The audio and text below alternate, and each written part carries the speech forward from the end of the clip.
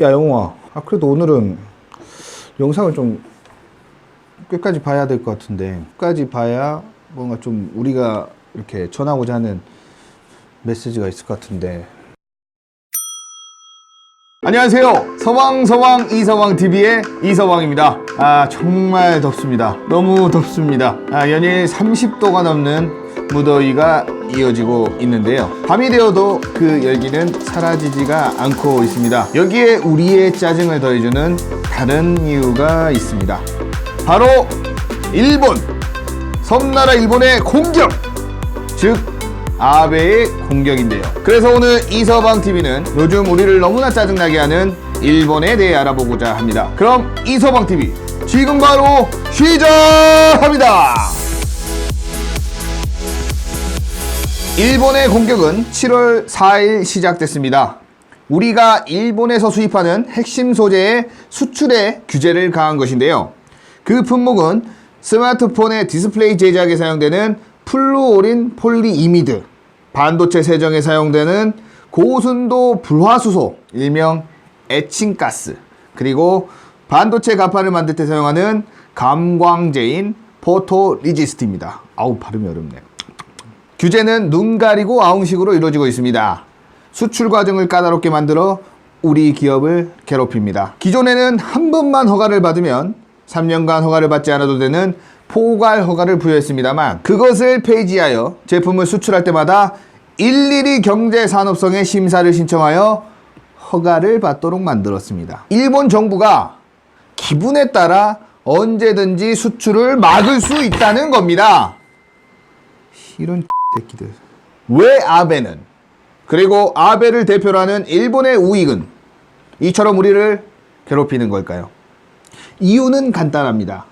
대한민국을 일본의 아래로 보고 그들이 저지른 식민지 역사를 부정하기 때문입니다. 진짜 어이가 없습니다. 그리고 지금 보시는 분들 중에 학창시절 국사 공부를 조금만, 아주 조금만 하셨어도 아는 사실이 뭐냐. 19세기 중반 메이지 유신으로 일본의 근대화를 시작하기 전까지 일본은 정치, 문화, 경제 등 모든 분야에서 우리나라의 아래였습니다. 바로 그냥 미개한 섬나라 원숭이였어요. 원숭이. 그렇다면 우리는 앞으로 일본의 공격에 어떻게 대응해야 할까요? 저는 우리 정부가 2020년 도쿄올림픽에 불참하는 것으로 고려해야 한다고 강하게 주장합니다. 물론 정치적인 상황이 양국의 문화, 스포츠, 경제 교류에 개입해서는 안 됩니다. 하지만 일본은 선을 넘었습니다.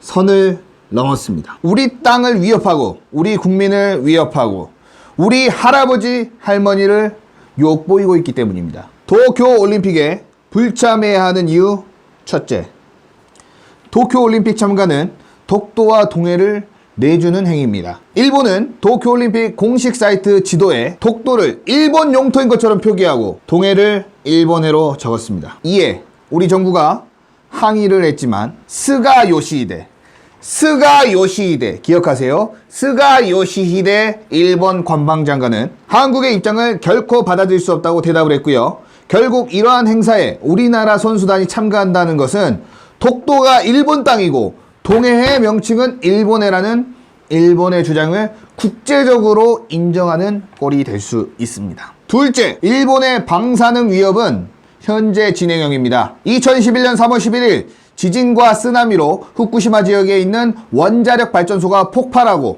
방사능이 노출됐습니다. 일본 정부는 성공적으로 수습했다는 말을 전하지만 모두들 아시다시피 거짓말입니다. 후쿠시마는 여전히 방사능 오염 지역이고요. 그곳의 방사능은 일본 곳곳에 퍼지고 있습니다. 더 웃긴 건 말이죠. 후쿠시마 원전 사고의 책임자들은 이미 해외로 도피했습니다. 그만큼 안전하지 않다는 겁니다. 그런데요, 이 미친 일본 정부는 후쿠시마산 농산물을 적극적으로 홍보하고 있습니다. 방금 사진은 일본의 아이돌 그룹인데요. 멤버 한 명은 1년 동안 농산물을 먹고 피폭 판정을 받기도 했습니다. 일본이 이렇게까지 하는 이유가 올림픽을 맞이하여 원전 사고를 극복했다는 인식을 심어주기 위해서인데요. 하지만 우리나라는 여전히 후쿠시마 농산물 수입을 금지하고 있습니다. 당연히 이래야죠. 당연합니다. 하지만 일본 국내는 다릅니다. 후쿠시마 쌀은 일본 내 편의점에서 판매하는 삼각김밥, 도시락, 대형 덮밥 체인, 그리고 단체 외국인 관광객을 받는 호텔의 식품에도 사용되고 있고요. 아사히에서는 후쿠시마 쌀을 원료로 만든 후쿠시마 한정판 맥주를 출시했습니다. 맥주? 그리고 도쿄올림픽 조직위원회는 선수촌의 음식에 후쿠시마 농산물을 사용하겠다고 밝혔습니다. 근데 이게 무슨 말이냐? 우리 국민이 일본을 여행하고 우리 선수단이 올림픽에 참가한다는 것은 방사능에 오염될 수 있다는 겁니다. 방사능의 오염. 식품만 문제일까요? 아닙니다. 최근 일본인 활동가들이 도쿄와 주변 지역 공원 방사능 수치를 조사했습니다. 그 결과 곳곳에서 방사능 물질이 검출됐고 4곳에서는 4만 베크럴이라는 수치가 측정됐습니다. 그래서 국내 전문가들은 이러한 결과에 대해 안심할 수 없다고 답했습니다. 하지만 일본 정부는 식품도 안전하고 방사능 오염 지역도 없다고 말합니다. 쪽발이 새끼들 그만! 셋째, 일본은 여전히 과거를 부정하고 있습니다. 아베는 한국이 한일 청구권 협정을 어겼다는 명분으로 수출을 규제했습니다. 과연 그럴까요? 당시 협정은 국가 대 국가 간의 약속입니다. 그 협정이 개인의 청구권까지 포함하지 않는 것은 당연합니다. 당사자가 동의하지 않았으니 당연히 국가는 개인을 대신할 수 없다는 겁니다. 그러니 미쓰비시와 신일철 죽음과 같은 일본 기업은 우리의 할아버님, 할머님이 흘린 피와 살점에 대해 반드시 보상해야 합니다. 일본의 수출 규제 이후부터 우리 국민들은 스스로 일본에 여행을 가지 않고 일본 제품을 불매하고 있습니다.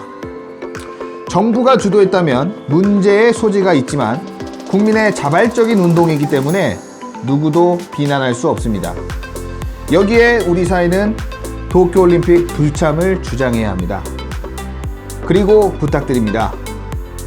우리의 불매 운동에 아랑곳하지 않는 일본에게 이제는 불참 운동으로 우리의 땅과 우리 국민과 우리 할아버지 할머니를 지킬 때입니다.